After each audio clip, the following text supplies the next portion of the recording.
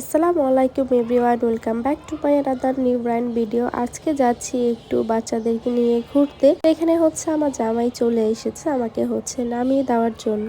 আমরা আজিমপুর বাবুল্যান্ডের ওইখানে দাঁড়িয়ে আছে, ও আমাকে নামিয়ে দিয়েও চলে যাবে। এখানে আমরা সবাই ভাবির জন্য অপেক্ষা করছিলাম। এর মধ্যে আমার হাজবেন্ড যেহেতু এখন নতুন একটা বাইক কিনছে, তো ও বাচ্চাদেরকে ঘোরাতে নিয়ে যাচ্ছিল।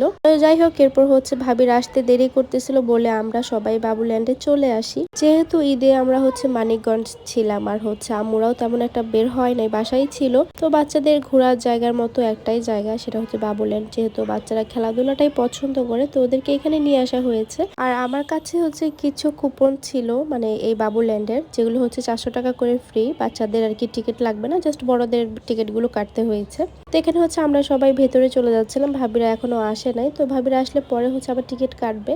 ভেতরে ঢুকে প্রথমে সবাই জুতা খুলে এখানে জুতাগুলো রাখছিল, আর ভেতরে যাওয়ার আগে অবশ্যই হ্যান্ড স্যানিটাইজ করে নিয়েছিল সবারই। যেহেতু বাচ্চারা সেনসিটিভ, বাইরে থেকে ব্যাকটেরিয়া ভাইরাস কত কিছুই আসতে পারে।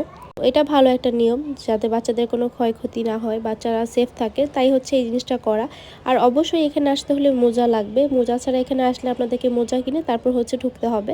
আর আমরা সবাই জানি, তাই মোজা সবাই পরে এসেছিলাম, সাথে এক্সট্রাও ছিল যদি লাগে, তাই নিয়ে আসা হয়েছে। তো এখানে খানসা খুবই কান্নাকাটি করতেছিল, আপুকে বেশ বিরক্ত করছে। ও আসলে ঘুমিয়েছিল, ঘুম থেকে উঠে এই জায়গাটা দেখে অনেক বেশি ভয় পেয়ে যায়। তারপর ওকে এটা ওইটা দেখাচ্ছিলাম। এখানে বাবুল্যান্ডের কিছু টি শার্ট, তারপর কিছু টয়েস ছিল, যেগুলো প্রাইস অনেক বেশি। যাই হোক, এখান থেকে তো কেনাকাটা আমরা করছি না। তো বাচ্চারা এসে খেলাধুলা শুরু করে দিয়েছে। আয়শা তো এখানে আসার জন্য অনেক দিন ধরে বলতেছিল, ফাইনালি ওরা এসেছে। ওদের ইচ্ছাটা পূরণ হয়েছে। কিন্তু আমার কাছে বাবুল্যান্ডের যেই প্রাইসটা, ঢোকার যে এন্ট্রি বা টিকিট যেটাই বলেন, সেটা অনুযায়ী তেমন একটা ওভারঅল ভালো লাগে নাই। মানে রাইডগুলো এরকম যে বাচ্চারা ওই রকম যে এনজয় করবে, যে অনেক রাইড আছে, ওই রকম কিছু না। এগুলো একদমই নর্মাল বেসিক রাইড লাগছে আমার কাছে। যাই হোক, তারপরও একটা play zone, indoor play zone আছে, যেখানে বাচ্চারা যে সময় কাটাতে পারবে। অলওয়েজ দেখা যায় এখনকার বাচ্চারা তো ফোন নিয়ে ব্যস্ত থাকে। কারণটা যেহেতু এখন ঢাকা শহরে বাসা বাড়ির পাশে তেমন খেলার মাঠ থাকে না, বা বের হওয়ার জায়গা থাকে না।